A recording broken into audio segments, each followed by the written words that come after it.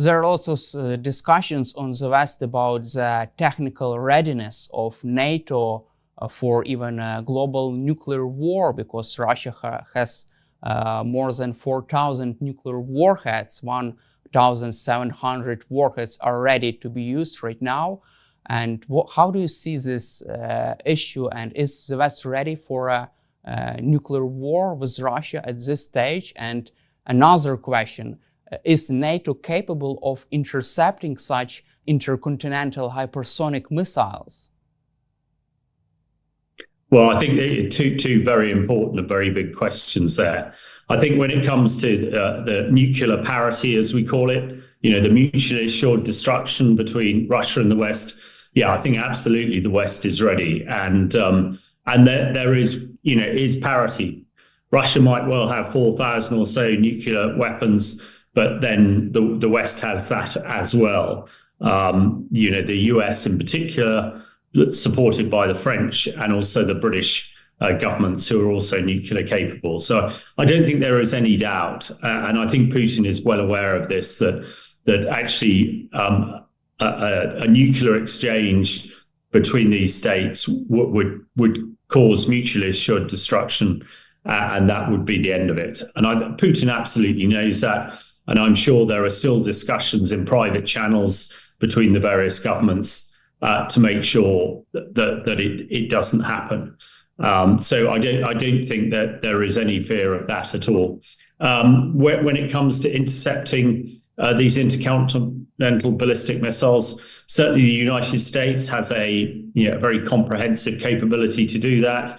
Other countries less so. But I would say also that Russia does not have the means to interdict American and British intercontinental ballistic missiles.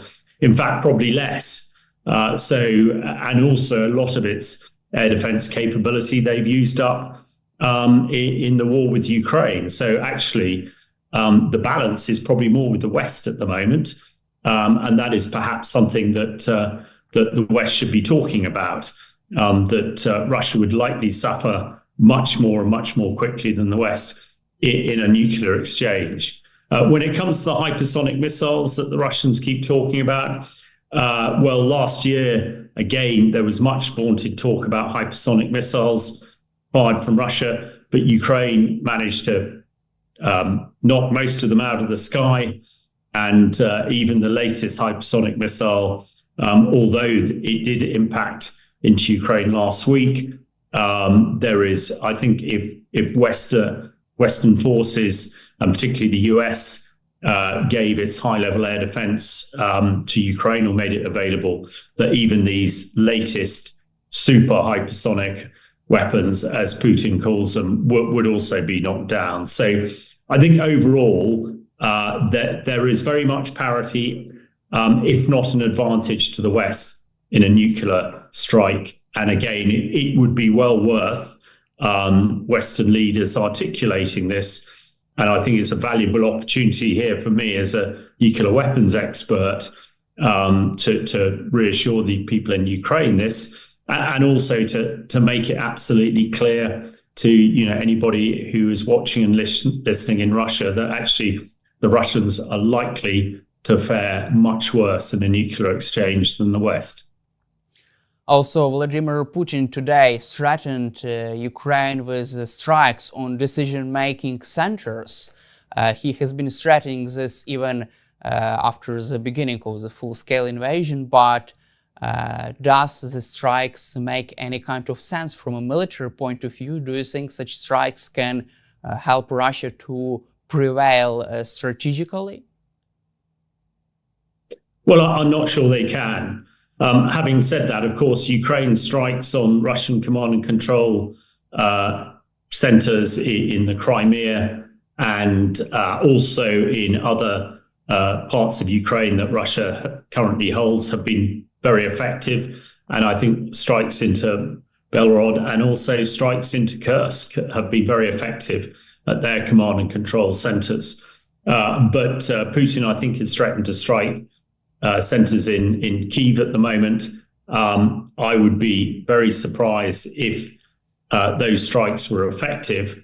And of course, the Ukraine military and government will have many contingency plans to be able to overcome if that did happen. So I think at the moment, this is more sort of rhetoric from Putin, who is getting more desperate.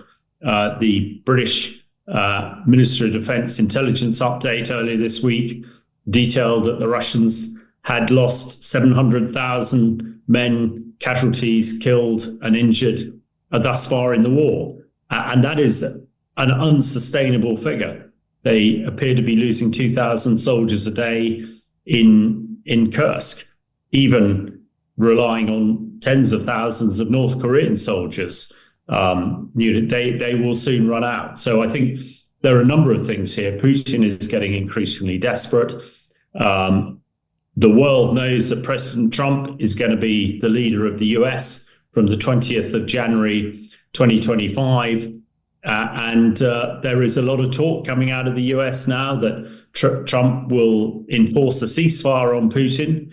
There is also a lot of talk that his new envoy to Ukraine and also his defense ministers are suggesting that they will increase US military support to Ukraine and not decrease it, as some people think will happen with Trump as president. So I think you put all those things together and you can see that Putin is, feels that, he is in a corner. He is a sort of cornered rat and doing anything he can to try and get into a better position by the end of January.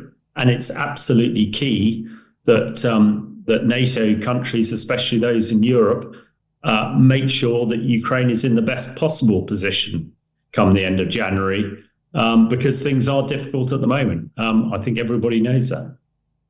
Before we move forward with Donald Trump's policy, future policy on Ukraine, I would like also to ask you for the last time about the nuclear topic. BBC reported about Russian deserter who previously served in Russian nuclear forces. So according to this deserter, Russia's nuclear forces were on full combat alert at the beginning of full-scale invasion. So they were in full combat readiness several weeks after the beginning of full-scale invasion of Ukraine. And my question is why? Has Russia planned to launch nuclear weapons on the West or Ukraine during the first weeks of illegal invasion of Ukraine? Well, again, I think this is a really interesting story, and I think you can look at it from a whole, different bunches of directions. I think, first of all, strategic nuclear forces are always on high alert. It is well known that the British nuclear capability is in Trident submarines that were full of Trident missiles that are always at sea, always ready to fire. But there is that's not newsworthy, as it were. The same with the United States and the same with French. Their nuclear forces are always on alert and always ready.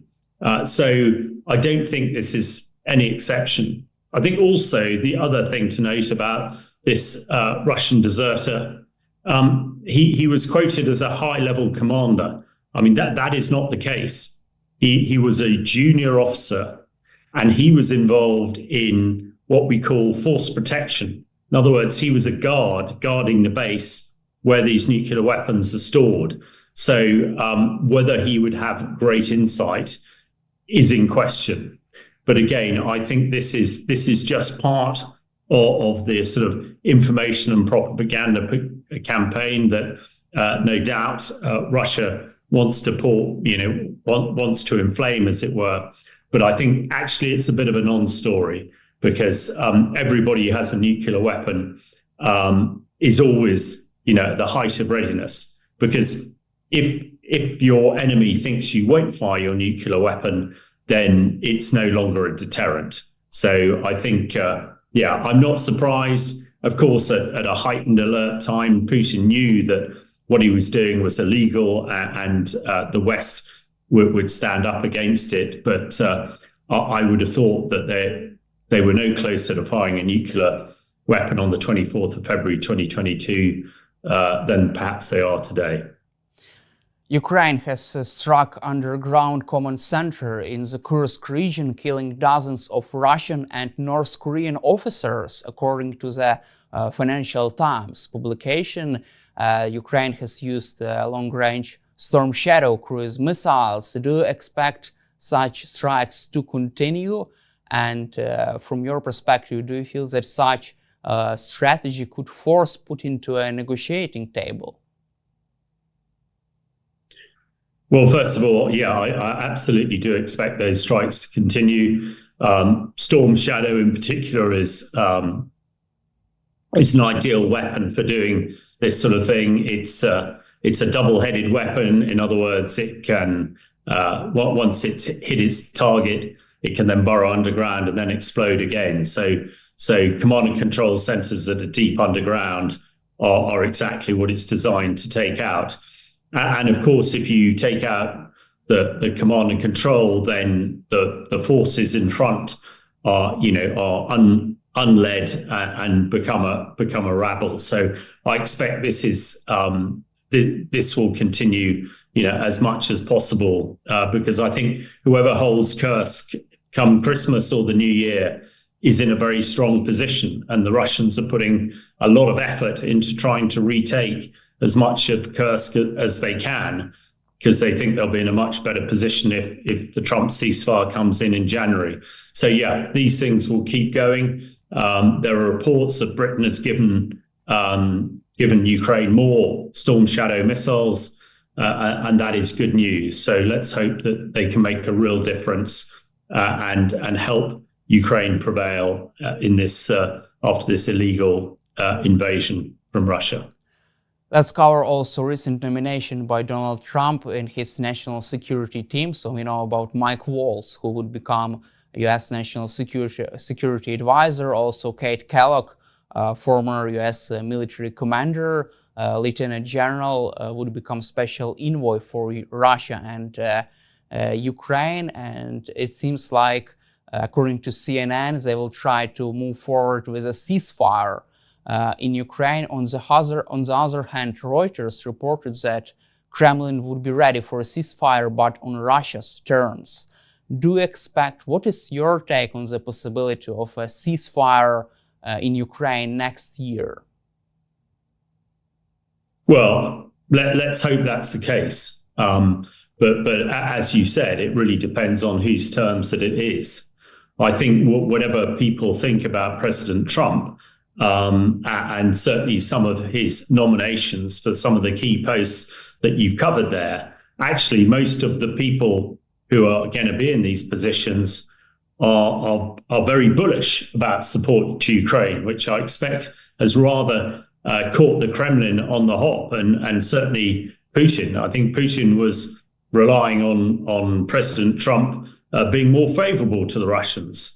But actually, the indications coming out of the Trump campaign and coming out of Washington at the moment would suggest actually that Trump is going to double down on support to Ukraine. And I think that's why, the Russians are really, throwing the kitchen sink, as the expression we use in Britain, at Ukraine at the moment, because it would appear that come the 20th of January 2025, potentially America is going to step up its support to Ukraine militarily, and Putin is going to have to approach a ceasefire with Ukraine in the advantage. So Putin is clever enough to realize that the United States is the fundamental player in this, and if Trump wants to increase support and force Putin's hand, then he probably can. So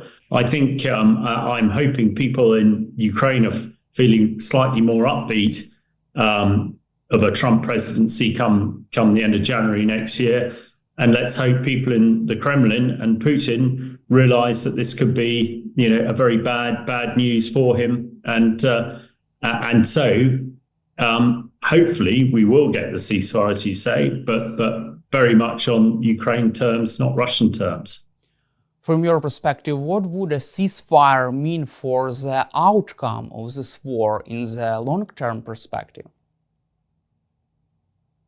Well, that is absolutely key. A short-term ceasefire, is not going to do anybody any good at all. The ceasefire must be very much to what the Ukraine government wants, and it must secure a long-term peace.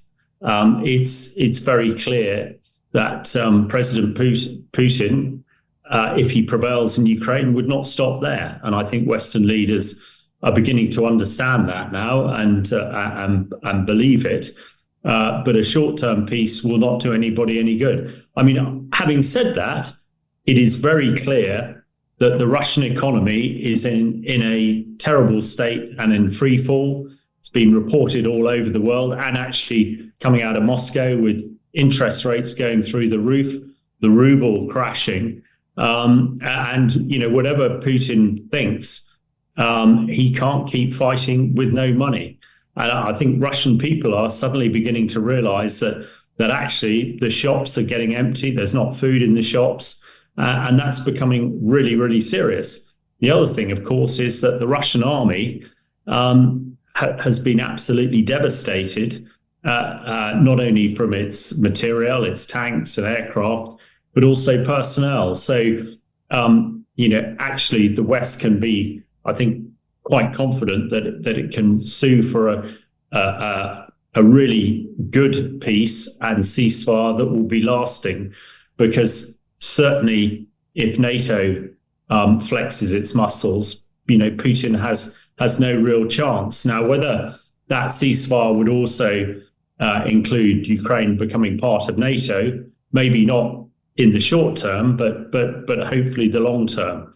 But the fundamental piece is that whatever ceasefire and peace is negotiated, it's got to be on Ukraine's terms. Otherwise, it'll be very short lasting and will plunge Europe into war for many, many years, I expect. How can the West enforce any kind of ceasefire deal between Ukraine and Russia? There are lots of ideas about deploying British troops to a demilitarized zone to enforce a ceasefire. There are other ideas about providing Ukraine with strategic non-nuclear deterrent strategic capabilities that would allow Ukraine to strike back if Russia, for example, tries to attack Ukraine and tries to move out of the ceasefire deal. Other officials even suggest returning Ukraine its own nuclear capabilities. So what should be a key of enforcing this ceasefire deal and making sure that Russia will not use this deal to regroup, to reinforce, and then attack Ukraine again with even more larger forces and more bigger power? Well, you're right. I mean, I think absolutely your question is, quite how complex a ceasefire could be. And that's why it's got to be a long-term ceasefire. We know, I think coming out of the US, a suggestion, perhaps even from President Trump, that a buffer zone or demilitarized zone could be patrolled by British troops. I'm not sure that really is the best plan. Certainly a demilitarized zone might well work. And the United Nations, who really have been pretty inept so far in this war, could play a role there with United Nations types troops. But when it comes to the ability to strike back, I think, and I know that President Zelensky has talked in the last few weeks about Ukraine redeveloping its own nuclear weapon capability after Ukraine's nuclear weapons were taken away in 1994 in the Budapest Memorandum, which of course Russia and the US and the UK signed to protect Ukraine, and that clearly hasn't happened. But I expect it will be really at the behest of probably the US and the UK and France to provide that strategic punch to persuade Putin to not re-attack Ukraine after a ceasefire. But I think it's all to be discussed. I think nothing should be taken off the table. And it's, we know the sort of the strategist that Putin is. Whatever however dreadful and whatever tyrant he is, he seems to be very good at his sort of strategy. And it's important that the West supporting Ukraine is equally as smart in negotiating and supporting this ceasefire. So I think the number one thing is to get a ceasefire on Ukraine's terms, and then to work out how best to enforce that ceasefire. And nothing at this stage should be taken off the table. And could Tomahawk long-range cruise missiles play a key role in future deterrence of Ukraine in just making sure Russia would not try again to invade Ukraine? Well, I'm not sure any particular weapon like cruise missile, Tomahawk cruise missiles would do that. I think it is the general might of NATO, which really must flex its muscles, which hitherto has been very slow to advance and support. As we discussed at the very beginning, I think NATO should seriously consider using its fighter jets to knock down Russian missiles and drones fired at Ukrainian civilian targets, as they did Iranian missiles fired at Israel. I think that would be a severe dent to Russia's ability to further prosecute this war in Ukraine. But I think it's up for the West to articulate absolutely to Putin that any breaking of the ceasefire will have a strategic impact on Putin and Russia itself. And you get the feeling that the Russian people, with its economy crashing, are absolutely ready for a ceasefire and the end of this war. And let's hope that their voices are heard loud and clear in Moscow, and Putin takes notice of them. Thank you, Colonel Hamish, for your time and for supporting Ukraine. Glory to Ukraine.